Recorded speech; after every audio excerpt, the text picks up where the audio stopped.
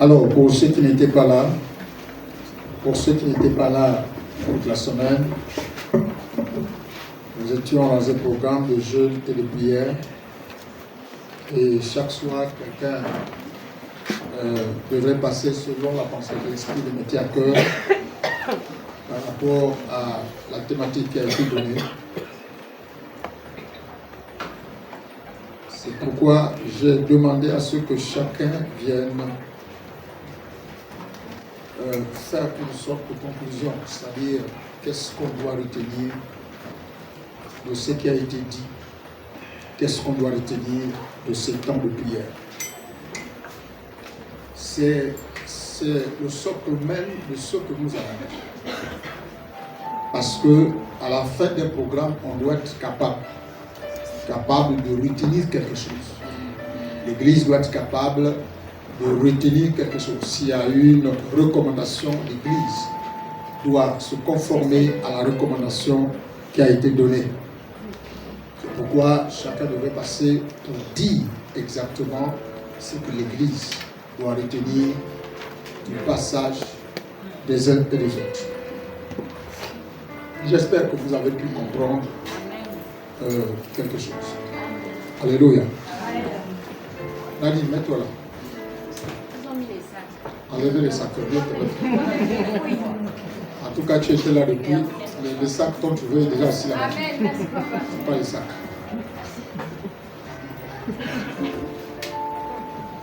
Amen. Bien. Je voudrais intervenir en deux phases. Je voudrais d'abord donner une parole et ensuite nous allons faire le condensé de ce qui a été dit. Je vais donner la parole de ce matin et qui va nous amener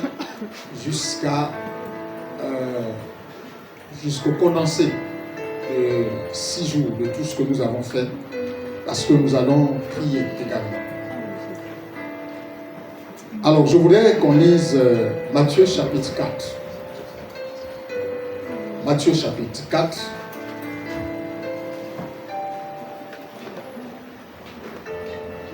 Matthieu chapitre 4. Nous allons lire les versets 17 à 25. Matthieu chapitre 4, versets 17 à 25. Pour ceux qui ont leur Bible, j'attends que vous puissiez être à la page. Moningi, je serai chez toi aujourd'hui. Matthieu chapitre 4. Du verset 17 au verset 25. Je vais lire pour tout le monde.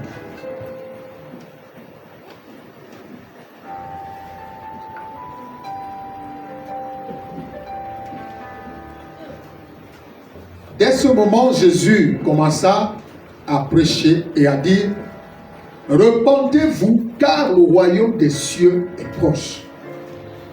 Comme il marchait le long de la mer de Galilée, il vit deux frères, Simon appelé Pierre et André son frère, qui jetaient un filet dans la mer, car ils étaient pêcheurs.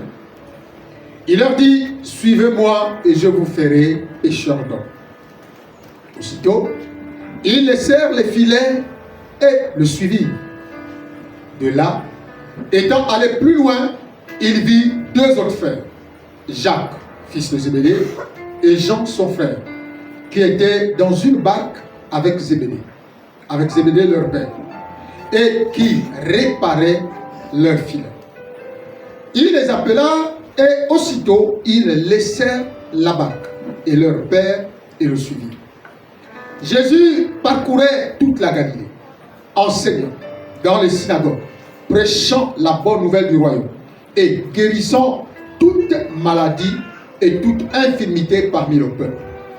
24. Sa renommée se répandit dans toute la Syrie et on lui amenait tous ceux qui souffraient de maladies et de douleurs diverses et de douleurs de divers genres. Des démoniaques, des lunatiques, des paralytiques, et il les guérissait. Une grande foule le suivit de la Galilée, de la Décapole, de Jérusalem, de la Judée et d'au-delà du Jourdain. Est-ce qu'on peut dire amen? Amen. Merci. Bon reçoit.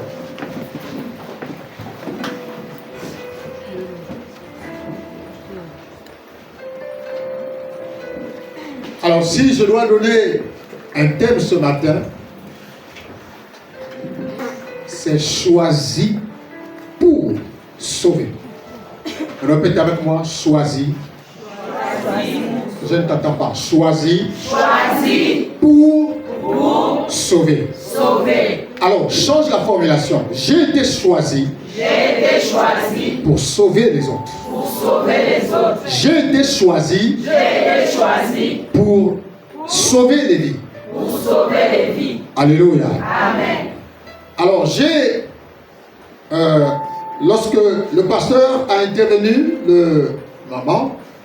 lorsqu'il a intervenu, j'ai aimé cette partie. Sauver les vies.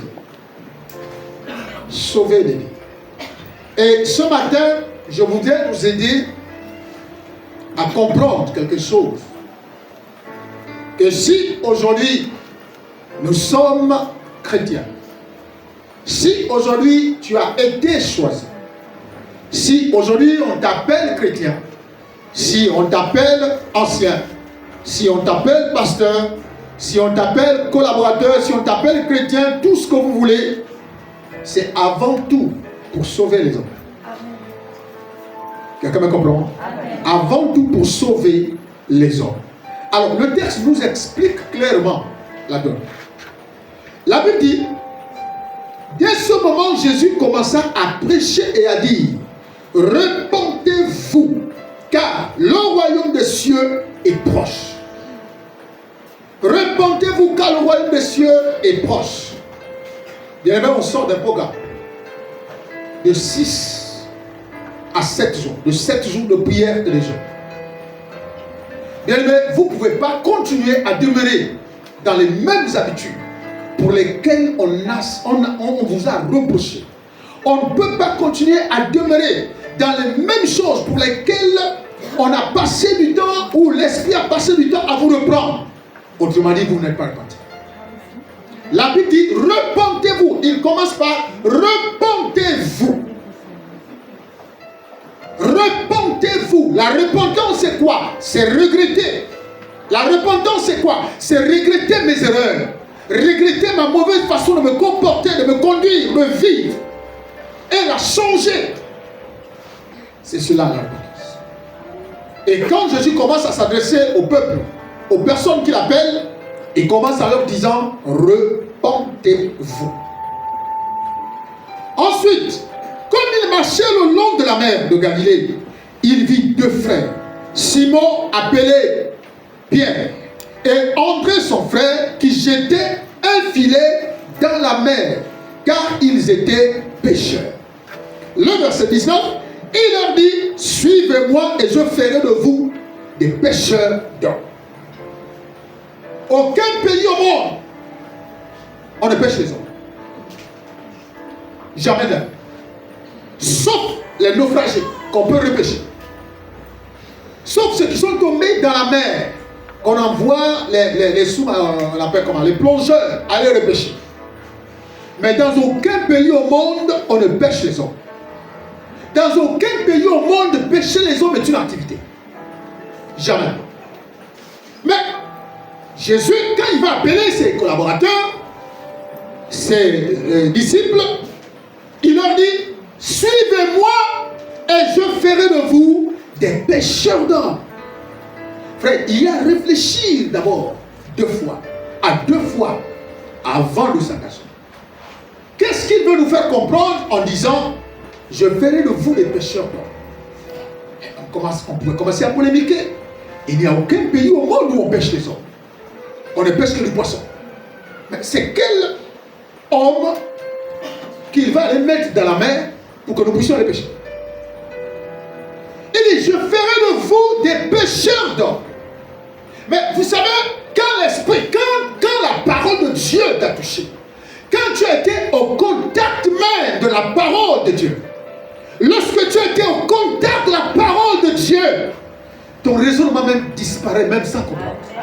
Tu as du mal même à ne même plus raisonner, mais tout simplement à te conformer à ce que la parole te dit. Je ferai de vous des pêcheurs d'hommes, une métaphore. On voit là que Jésus est allé trouver une catégorie de personnes dans leur domaine professionnel. Ils étaient quoi? Des pêcheurs. Et Jésus voulait exploiter leur activité professionnelle pour en faire une activité spirituelle. Alléluia. Amen. Donc il va les trouver là où ils sont, dans leur activité. Mais c'est pourquoi nous voyons aujourd'hui, c'est dommage de voir que dans l'église, nous avons par exemple, on peut avoir des sages-femmes, des ingénieurs de son, des ingénieurs vidéo, des ingénieurs, mais qui ne peuvent pas mettre en valeur et au profit de l'évangile le professionnalisme qu'ils ont. Ou bien les compétences et les qualités professionnelles qu'ils ont. Jésus est allé les trouver où? Dans leur activité professionnelle. Et il leur dit, il utilise une métaphore en disant, si vous me suivez, je ferai de vous des pêcheurs d'hommes. C'est-à-dire que pour que ces personnes-là suivent Jésus, ils ont dû sentir et voir que certainement ce que cet homme les propose est supérieur à ce qu'ils vont passer, ce qu'ils passent le temps à faire ici. Alléluia. Qu'est-ce qui s'est passé? La Bible dit, il leur dit, suivez-moi et je vous ferai des pêcheurs d'hommes. Le verset 20, aussitôt, ils laissèrent les filets et le suivirent. De là étant allé plus loin, il vit deux autres frères, Jacques, fils de Zébédée, et Jean, son frère, qui étaient dans une barque avec Zébédée, leur père, et qui réparaient autant pour moi leur filet. Il les appela et aussitôt, le verset 22, ils laissèrent la barque et leur père et le suivirent. Alléluia. Amen. La Bible dit, quand Jésus dit, venez, je ferai de vous des pêcheurs d'hommes. Ils ont fait quoi? Pour certains, ils ont laissé leur filet. Ils ont laissé leur barque. Ils ont laissé leur foyer. Ils ont laissé leur père, leur mère, leur famille pour suivre Jésus. Autrement dit, ils ont décidé de se focaliser sur ce qui est essentiel. Ce qui était essentiel en ce temps-là n'était plus leur pêche, n'était plus leur activité professionnelle, mais ils devaient se focaliser sur ce que Jésus leur avait demandé de faire. Quoi? De le suivre afin qu'ils fassent d'eux des pêcheurs d'hommes. Autrement dit, ils devaient se focaliser sur la pêche des hommes, sur sauver les hommes, aller trouver les hommes là où ils sont et les amener à Jésus. Voilà ce qui était essentiel pour ces personnes en ce temps-là. Alléluia. Ils ont tout laissé, père, mère, barque, activité professionnelle. Ils ont tout laissé.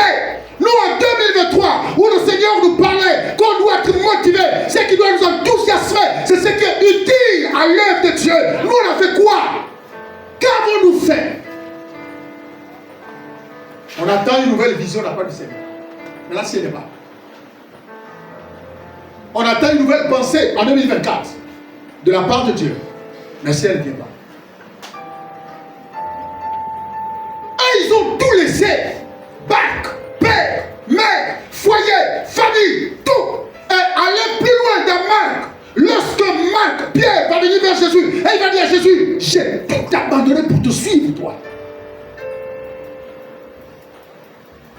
Quand Jésus appelle un homme, et que cet homme, il est conscient que cet homme aura beaucoup de sacrifices à faire dans sa vie. Il est conscient. Il est très conscient. Mais nous, on fait quoi? Motivons-nous, engageons-nous pour l'œuvre de Dieu, pour ce qui est essentiel.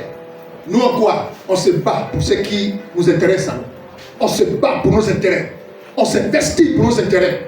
Vraiment, on se tracasse, on n'a pas de sommeil pour nos propres intérêts. Mais pour l'œuvre de Dieu, c'est les autres qui se battent. C'est les autres qui doivent réfléchir. Nous, on est...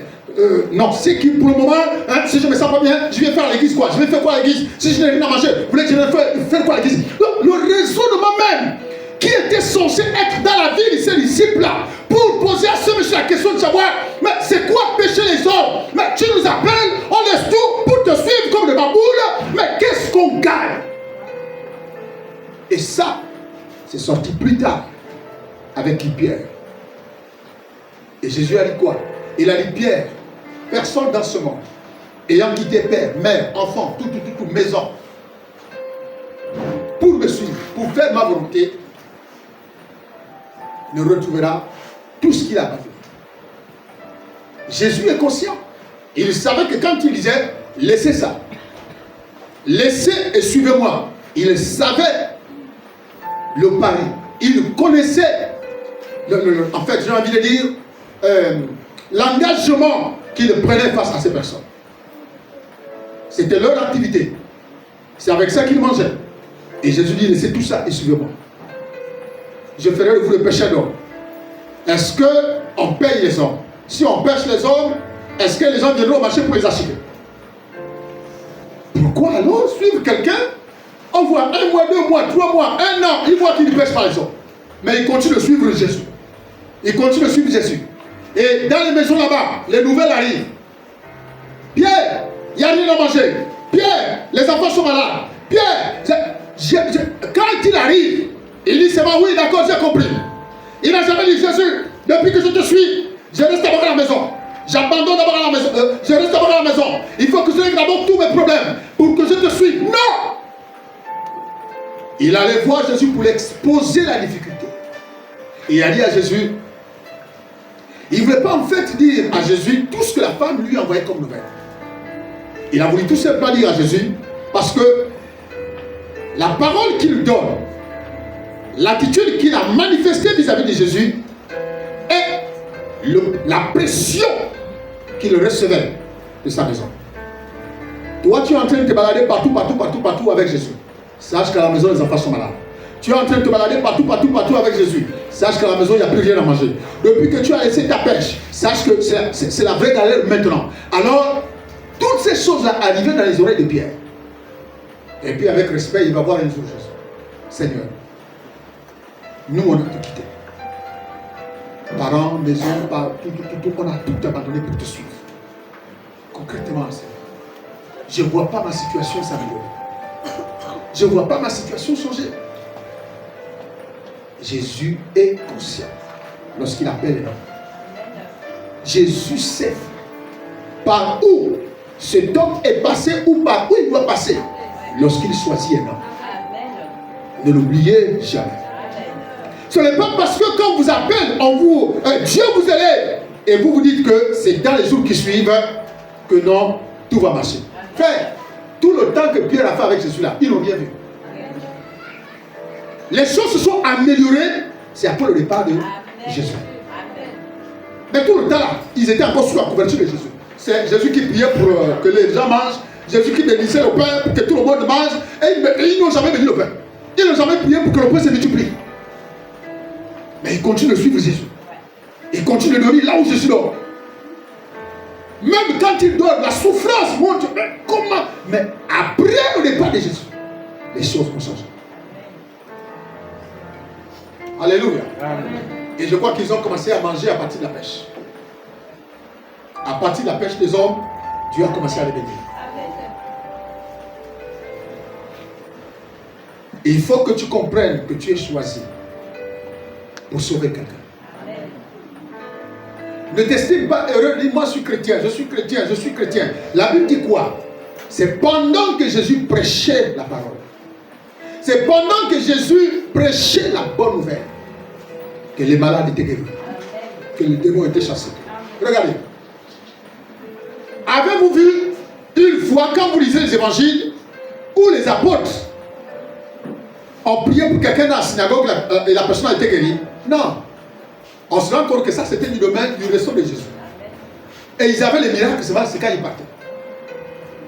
C'est quand ils partaient que les démons étaient chassés. Même quand on a mené une lunatique devant là c'était sur place, ils n'ont pas pu. Mais quand ils partent, ils ont le résultat. Lorsqu'ils partaient prêcher la bonne nouvelle, 2 à 2, ils avaient des résultats.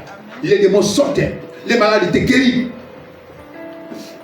Mais ils se rendaient compte que quand ils sont en face de Jésus, c'est sûr qu'ils se disaient, bon, comme aujourd'hui dans l'église, bon, comme le Seigneur est là, non, ça c'est un truc que lui-même va régler. Donc ça veut dire qu'eux-mêmes, peut-être qu'ils enlevaient la capacité qu'ils avaient de faire un miracle devant le Seigneur. Ils se disaient, non, bon, comme lui-même il est là, il va le faire. Mais après le départ de Jésus, ils avaient des résultats. Des résultats. Donc, quand Jésus te choisit, quand Dieu t'appelle, quand tu appelles un homme, il ne regarde pas si cet homme va tomber ou cet homme ne va pas tomber.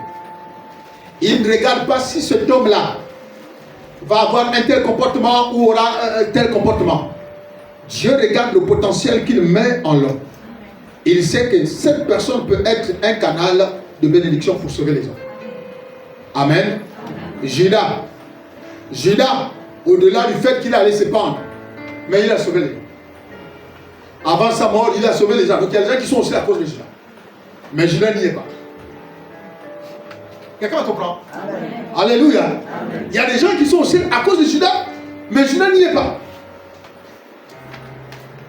Judas n'y est pas. Ça veut dire que quelqu'un même qui boit le vin peut te sauver. Amen.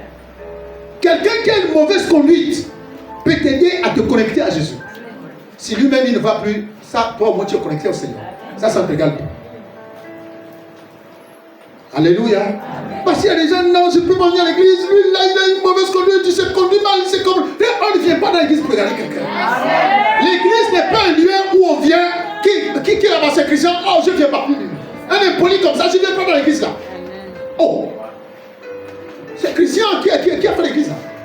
C'est pas Christian, c'est Jésus qui a bâti l'église. Amen. Alléluia. Amen. Donc tu vas rater le ciel à cause du comportement d'une personne. Tu vas rater le ciel à cause de langage d'une personne. Frère, on ne vient pas à l'église pour regarder le comportement des gens. Alléluia. Amen. Parce que si on venait à l'église pour regarder le comportement des gens, tous les jours tu devais déraciner ta maison pour aller t'installer ailleurs. Amen. Parce que dans le quartier, il y a des gens qui ont aussi le mauvais comportement. Tu devais déraciner ta maison. Aujourd'hui, si tu déracines la maison, tu vas où? Non, je m'avais pas. On peut quand même mettre 8. Tu bats là-bas. Les gens qui viendront s'installer ailleurs. Mais toi aussi, la femme est mauvaise. L'homme là c'est mauvais. Tout ça. Mais je fouille là-bas. Vous me retrouvez encore ici. Tu déracines encore la maison. Tu dis, monsieur, oui, déracine la maison. Vous déracinez la maison. Et vous partez où? On part où? On peut 478. C'est ce qui se passe en milieu chrétien. Quand tu n'es pas qui Stéphane là-bas, non, là-bas ça doit être une fausse église. Un mauvais garçon comme lui. Stéphane, mais vous ne le connaissez pas. Là-bas, je ne peux pas venir dans votre église là. Mon Dieu. C'est pas Stéphane qui fait l'église. Amen. Amen. Amen. Peut-être que c'est même pas Stéphane qui presse. Lui vient se marier, s'assoit et il sort. Mais pour lui, tu ne viens pas. On ne vient pas à l'église. On vient à l'église pour Jésus. Amen. On vient à l'église pour Jésus. Amen. Pour entendre la parole. Amen. Pour recevoir la parole. Amen. Pas pour venir regarder les comportements des frères. C'est pourquoi j'ai dit la dernière fois que j'ai repris la parole de maman qui disait Dieu sait pourquoi il nous a caché notre cœur. Parce que si on connaissait les pensées, si on voyait les pensées qu'il y a dans chaque cœur là, je vous assure que ça va être les bagarres tous les jours. Ça va être les bagarres tous les jours. Mais Dieu a caché ça. Pour que personne ne voie ce que l'autre pense sur l'autre. Il a caché ça. Parce que si on voyait là, si là où je suis là, hein, si Adjara est en train de voir que je suis en train de... Quelle mauvaise femme. Si Adjara pouvait voir ça comme à la télé. Non. C'est pourquoi Dieu a caché ça. Alors, pour que la seule personne qui soit capable de lire les pensées des hommes, il n'y a que Dieu. Alléluia. Amen. Donc si tu es choisi, c'est pour sauver ton frère. Amen. Dieu t'a appelé, Dieu t'a choisi. Dieu t'a identifié du milieu de ta famille. C'est pour sauver tes frères. C'est pour sauver quelqu'un. Il y a des gens qui sont dans l'église, qui peuvent faire même 1 sur 12 mois. Ils ne parlent jamais de Jésus à quelqu'un. Jamais. Jamais. Bien-aimé, parlez. Notre père, notre pasteur, il est comme ça. Notre pasteur, il est comme ça. C'est pas ce qui est essentiel. Ce qui est essentiel, c'est de parler de Jésus aux gens.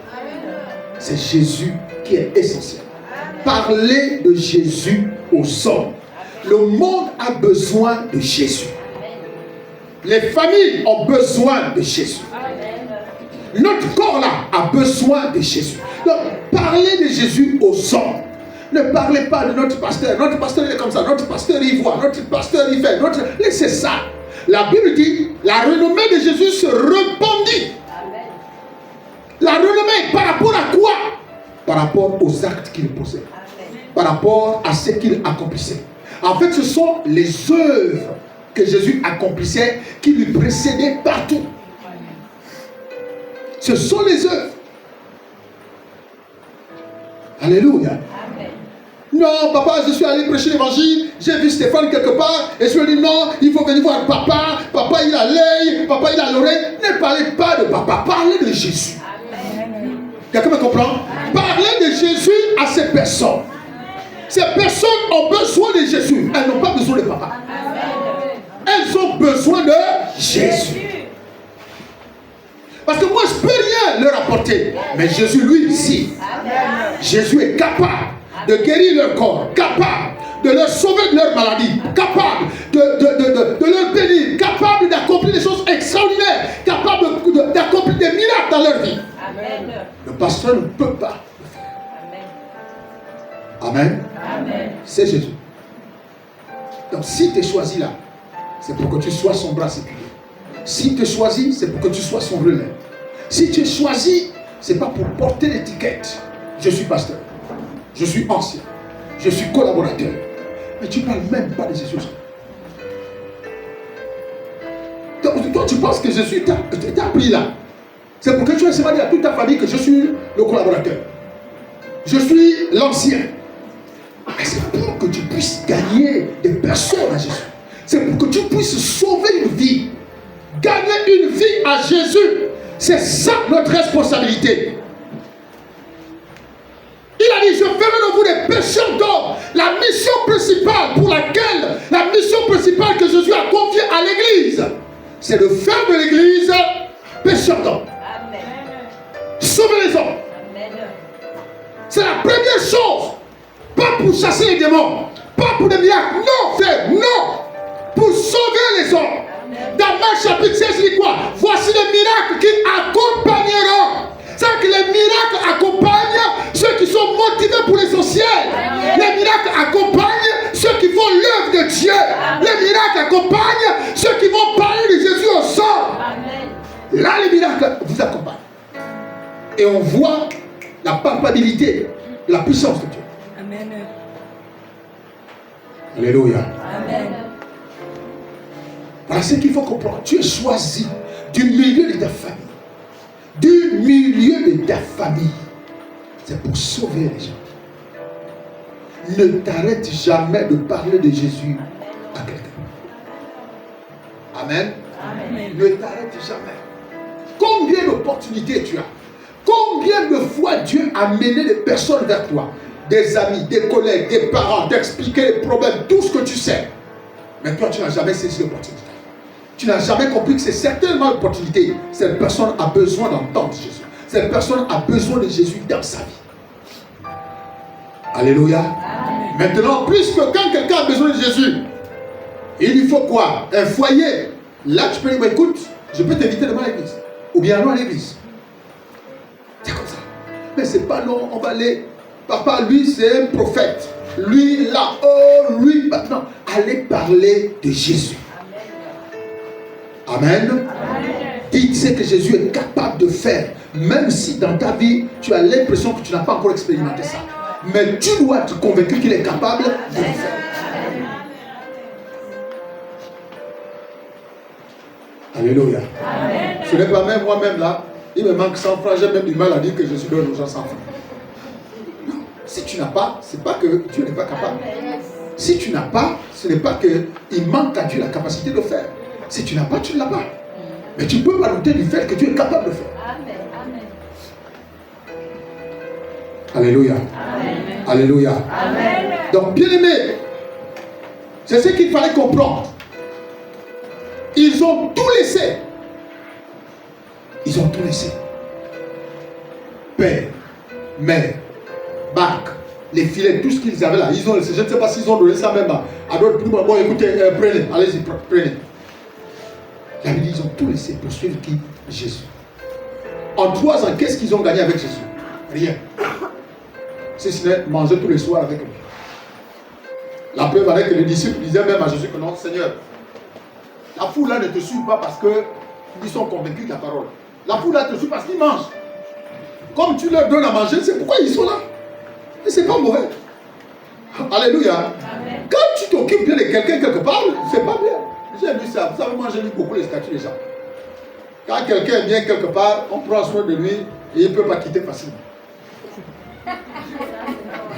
J'ai lu ça, c'est dans les statuts. Tout le monde balance les statuts. Moi je lis tous les statuts que tout le monde met. Si on s'occupe de quelqu'un bien quelque part, la personne ne peut pas partir facilement. C'est pas faux. Amen. C'est pas faux. Alléluia. Donc laissez les priorités personnelles. Laissez les besoins personnels qui s'élèvent au-dessus des priorités de Dieu. Qui font en sorte que ces besoins-là te captent. Ces besoins-là t'empêchent de répondre à des priorités spirituelles. Parce que quand tu te retrouves face à tes propres priorités, à tes besoins, tu as le choix. Entre répondre aux besoins de Dieu, à la priorité de Dieu et à ta propre priorité, tu as le choix, tu bascules à ta priorité. Mais Jésus avait dit, quand ils ont suivi Jésus, il a dit, suivez-moi et je ferai de vous des pécheurs d'hommes. Amen. Amen. Mais pourtant, Jésus n'a jamais dit, abandonnez tout ce que vous faites. Laissez ça, ne retournez plus jamais, ne refaites plus ça. Il a tout simplement dit, suivez-moi. Amen. Amen. Et ce sont eux qui ont abandonné. Ils ont abandonné pourquoi? Parce que ils ont répondu, ils ont reconnu la voix du berger, la voix de celui qui appelle. Et si en 2023, 2022, 2000, je ne sais pas quand, ça a toujours été comme ça, c'est-à-dire la décadence. Aujourd'hui, tu apparais, le lendemain, tu replonges. Aujourd'hui, tu marches tête haute, demain, tu marches tête basse. Aujourd'hui, tu fais... Non, si chaque fois ça a été comme ça, il faut que tu changes. On ne fait pas un programme. Je parle surtout pour ceux-là qui ont gelé. Surtout pour ceux-là qui ont gelé. Jeûner 7 jours et retourner à faire les mêmes choses. Non. Moi, il y a une situation où j'avais du mal à me détacher. Quand j'étais encore chrétien simple.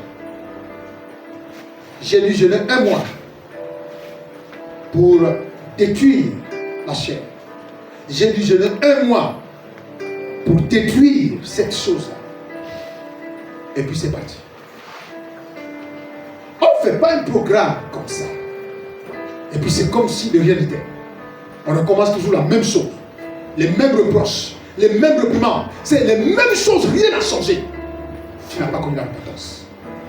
Parce que la repentance te permettra de regretter tes erreurs. Et si tu ne regrettes même pas, ça veut dire que tu n'es même pas conscient de tes erreurs. Si tu ne regrettes même pas, ça veut dire que tu n'es même pas conscient de l'état dans lequel tu étais. C'est celui qui regrette, c'est celui qui sait que là, j'ai mal fait. Là, je n'étais plus comme il faut. Quelqu'un me comprend? Amen. Je vais vous donner encore dans l'énigme. Je vais vous donner encore, comment ça se dit là? Parce que comment ça se dit pour, quand tu fais une énigme pour les premiers pistons là que tu donnes? L'indice, merci. Je vais donner encore l'indice. Le mois d'octobre, je ne sais pas si c'était le mois d'octobre ou le mois de septembre, où le Seigneur nous disait qu'un mois où le leader parlera et l'Église doit écouter la voix du leader. J'ai parlé ici du haut de l'estrade et j'ai dit à une personne que l'Esprit m'a convaincu de te dire il faut que tu viennes parler au peuple. Jusqu'à aujourd'hui, suis. On ne cherche même pas à savoir, ce que tu m'avais dit là, donne-moi une belle orientation parce que je ne me situe pas. Non, c'est le silence. Attention avec ça. Attention. Quand tu as quelque chose qui te concerne, approche-toi.